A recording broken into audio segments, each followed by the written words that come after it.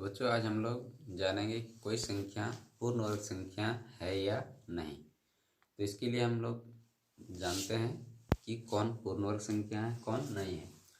तो किसी संख्या के अंत में यदि 2 आए, 3, 7 या 8, ये चारों संख्या यदि किसी संख्या के अंत में आता है तो हमें याद रखना है कि वो संख्या कभी पूर्ण वर्ग संख्या नहीं हो सकती है।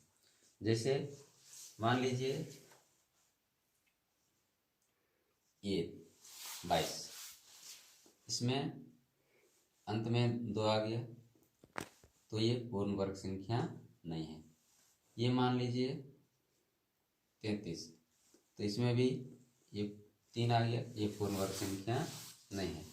इसी तरह मान लीजिए कोई संख्या 47 है तो इसमें भी का अंक 7 है तो ये पूर्ण वर्ग संख्या नहीं होगा। उसी तरह से ये 8 है तो कोई भी संख्या हो सकता है, जैसे मान लीजिए तो इसमें अंत की संख्या 8 है तो ये पूर्ण वर्ग संख्या नहीं है।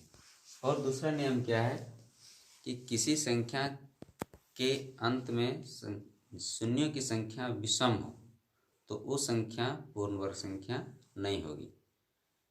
जैसे मान लीजिए ये मैंने लिखा है कहना 1000, तो इसमें शून्यों की संख्या विषम है तो ये संख्या पूर्ण वर्ग नहीं हो सकता है। इसी तरह से और एक नियम है कि किसी संख्या में शून्यों की संख्या सम हो, किसी संख्या में शून्यों की संख्या यदि सम हो और शून्यों को छोड़कर शेष संख्या पूर्ण वर्ग हो तो वो संख्या पूर्ण वर्ग संख्या होती है।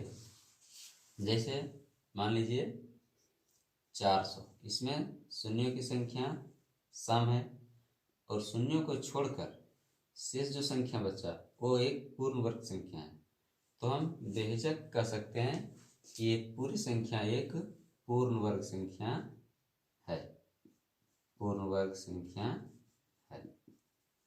तो ये हमें याद रखना है।